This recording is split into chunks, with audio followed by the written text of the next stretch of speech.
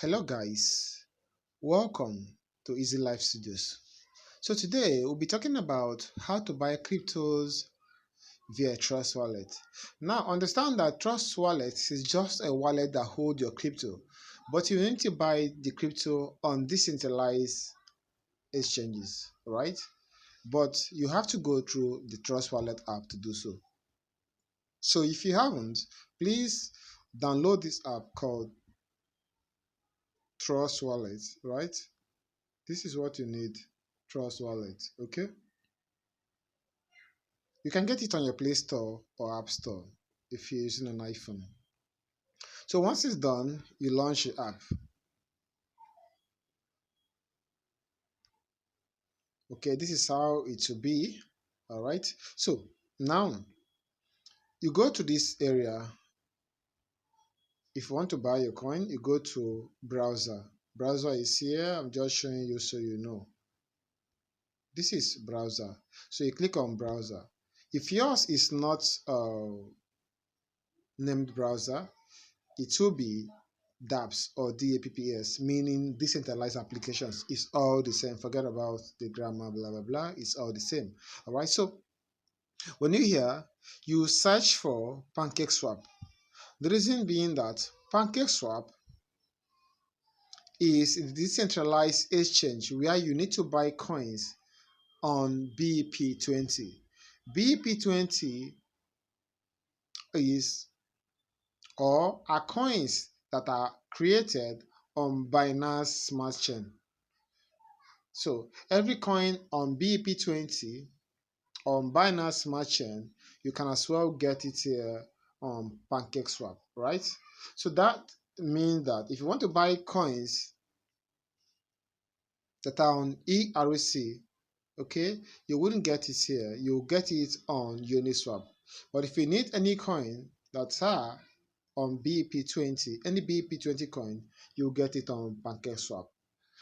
All right, if you do not understand what I said and you don't know how to go about that, you can ask questions under this video. I'll be glad to answer you and walk you through everything, right? But for the purpose of this class, I'll be showing you exactly how to buy your crypto on Pancakeswap. So let's go now. So now we click on Pancakeswap. Don't forget, anytime you know you're on Pancakeswap, you have to turn this on. This, okay, let me share this so you see. This, you have to turn it on. Change it from Ethereum to Smart Chain, right? I'll show you now.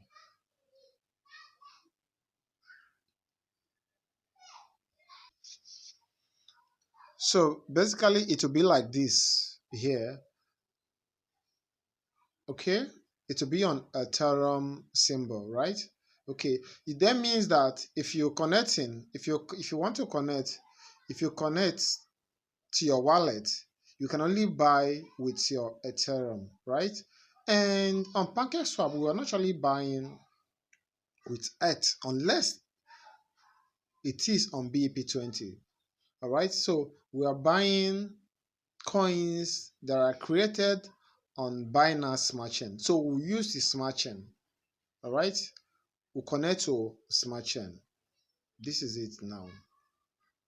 I'd like to explain these small details so those who are new or relatively new will be able to understand how this works. All right, so this is your BNB Smart Chain. This Smart Chain is the coin that powers the Binance ecosystem. So every coin that are created on Binance Smart Chain sites or website, they are under BEP20. In order for you to buy them, you will need the BNB Smart Chain. So you will always need the BNB Smart Chain in order for you to buy and also to pay the transaction fee. All right, guys, let's continue and I will show you more. So you click here to connect your wallet to BNB Smart Chain, right? Okay, so now this is how the site looks like. The BNB will be above because it is the mother token. It is the coin that you'll be using to buy the rest of all the coins that you will need. Okay. All right. So now, suppose that we want to buy. Suppose that we want to buy USDT. We'll now tap on this. Let me do it again so you see.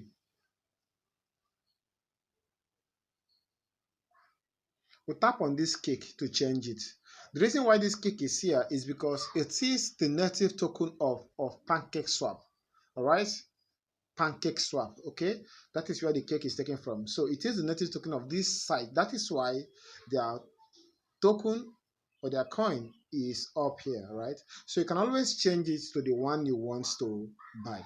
Now, this is how it works. The one you want to buy, the coin you want to buy will be below like this, and the one you want to swap from, the one you want to use to swap will be above. All right.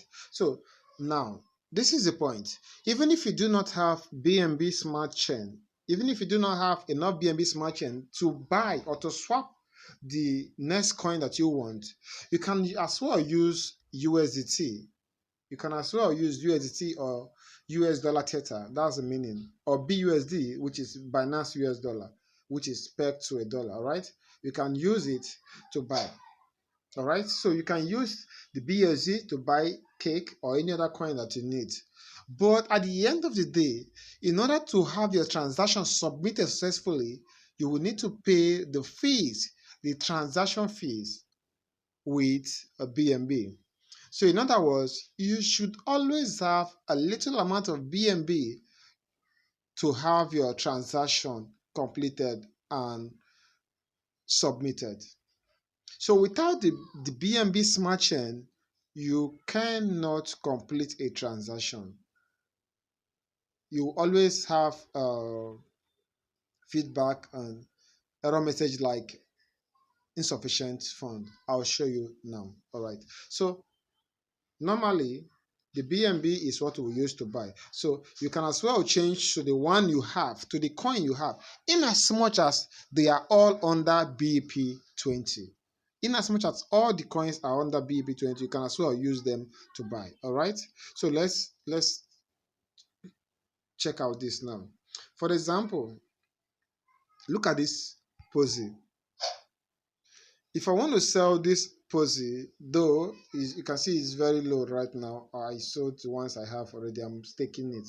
So if I want to sell this posy right now, okay, the posy I'm selling will be above, and the coin I need, the coin I want to swap to will be below. Let's suppose I want to swap this posy for BUSD. All right. So this is how it will be. I can just click mass, okay, and this is the amount, okay.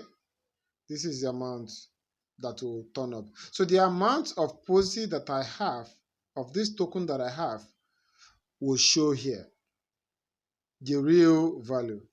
The real value. You can see it's about 0.0007.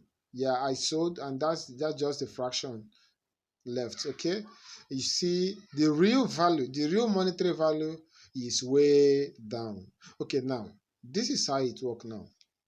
Let me change this again. I hope you guys are following. All right, let me change it to BUSD. Remember I told you BUSD stands for Binance US dollar. Okay, so most of them are not. It is a coin that people usually use to buy or sell. All right, or USDT or BNB. So now this is what I will do now. Let me clean this. Let me say I want to buy this amount of posy. Now I have this in the back of your mind. Either you're using BUSD or USDT to buy, they are all the same, right? They are all the same, okay? But remember, you always need a BNB to pay the gas fee. So let's assume right now I want to use 50 BUSD, which is about $50 to buy POSI. So this is how much POSI that I'll be getting in return. That's about 576 watts of POSI, volume of POSI. So with $50, I'll be getting 576 watts of POSI. All right. So if I want to buy it now, the next thing I just need to do is to click here where you see insufficient fund. It will be if I have that amount of fund on BUSD, I'll just click here, which is swap. Swap will be here. It will tell me to confirm swap, and then it will show me everything in detail, how much I'm going to spend, including the transaction fees, and then I'll complete the transaction. So basically that's how it works. Now, in the same vein, if I want to sell, suppose that I already have this POSI and I've gotten this amount of POSI, which is about 576, and I want to sell it. What do I do? Remember, this is buying. I'm buying right now, okay? I can buy with BUSD, I can buy with USDT, I can buy with BNB, but most often than not, I use BUSD or USDT to buy because it will help me to know how much I'm going to spend in dollar without getting confused about that. All right, so now suppose I want to sell now. What do? I will change this BUSD to POSI token. All right, I'll change it to POSI token. So I'll just type POSI here.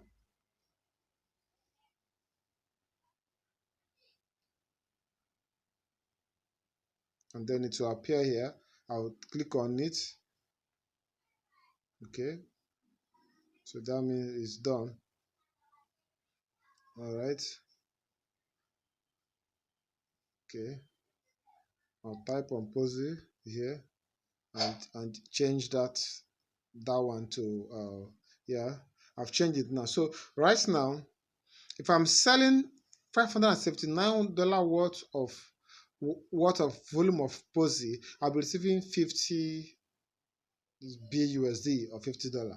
So this is how it works. So the one you're selling will be above, while the one you want to buy will be below. That is how it works. Okay, so now the only thing you need to do is once you are done, you just click on swap, confirm swap, and then you set the calculation and continue the transaction. Now, the only problem you can have when you're trying to buy is slippage tolerance. The problem with slippage. Now, the slippage is the difference between the actual price and the amount you need to pay for that trade to be completed. This fees is not a transaction fee, but it's actually set up by the developers of the token. Sometimes they can put it at 10%, 5%, 15%, 20%, and so on. But at times, when a crypto have a high volume of transaction, when a crypto is pumping, like it's growing rapidly, most often than not, the slippage tolerance will be high. You need to increase the slippage in order to have your transaction front run. Now, where do you need to do that? Normally, it is good, it is wise to set your slippage to 5%. This is my slippage. Let me show you now. Please follow up. This is very, very important. This is my slippage, 5%, right? Okay, now where do you set it? I'll tell you why mine is always at 5%. Let me show you. Set it here after swap. This sign here after swap that look like an asterisk. So you click on this and we tweak it. You see we have 0.1, 0.510. Now, normally when you are new here, on default it will be at 0.1, right? Now don't use that. If you use that, sometimes your transaction will not go through, but your fees, you still pay the fees for the transaction. So it's like you want to buy a coin that costs you $20 and you pay a fee, like let's say 50 cent fee for that. Now if that coin, if that market, if you're not able to buy it, they will still charge you that fee. They will keep charging you until you find out the reason why. All right. So it's always good to set it at 5%. So just come here, over here, and tweak it here and put 5%. Don't touch this one. Just come over here and tweak it here and tweak it. Then click here to go back. Click here to go back. Yeah. So this is where I clicked here. This one, this one, this one. Okay, all right. Change it. Don't touch these ones. Don't touch these ones. Don't touch these ones. Just come over here, okay, and change it. All right. So after you're done, you click this hash to go back, right? So the reason why mine is at 5% is 5% is because most often than not, if the trade will not go through, my token, my money will not reduce. They will not charge me for the transaction fee because they know that it's not coming, the fault is not coming from my end, right? I've done I've done my best. I've put the slippage at a good place. I mean, like, it's on the maximum, yeah, or minimum where it should be, right? This is where it should be. But in case where the coin, maybe the developer set it at 10%, 15%, 20%, you will need to increase your slippage. You will need to increase it to 15, 20, 25.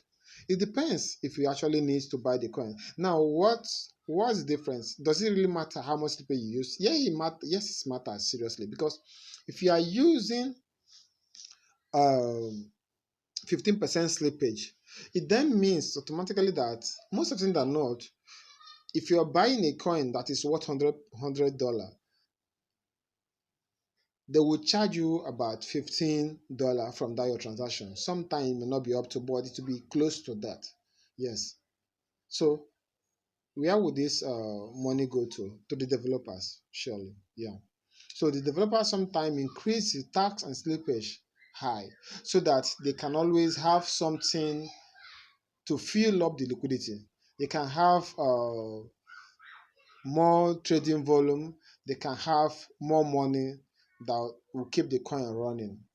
Sometimes some bad developers or devs do it so that they will, they, they will take out a lot of liquidity, and with time they're gone out of the market. So be careful when you see coins that ask you to increase your liquidity, your slippage to a very high level. Just be careful with that. But sometimes too, as well, you will need to increase the slippage very high. Why? Because if the coin is having a high trading volume, if people are buying it in droves, if the trading volume is very high, then automatically automatically there is nothing you can do about it. You will need to increase your slippage. If not, you will not be able to buy that coin, unless you have to wait for the coin to come down, for the price to come down before you can be able to get in. So guys, understand this will really help you to trade. All right guys, so this is how you can actually buy and sell coin on Pancakeswap. On Pancakeswap.finance. It's easy. So I hope you enjoyed the video. If you have any question, you can drop them under the video. I'll be glad to answer you.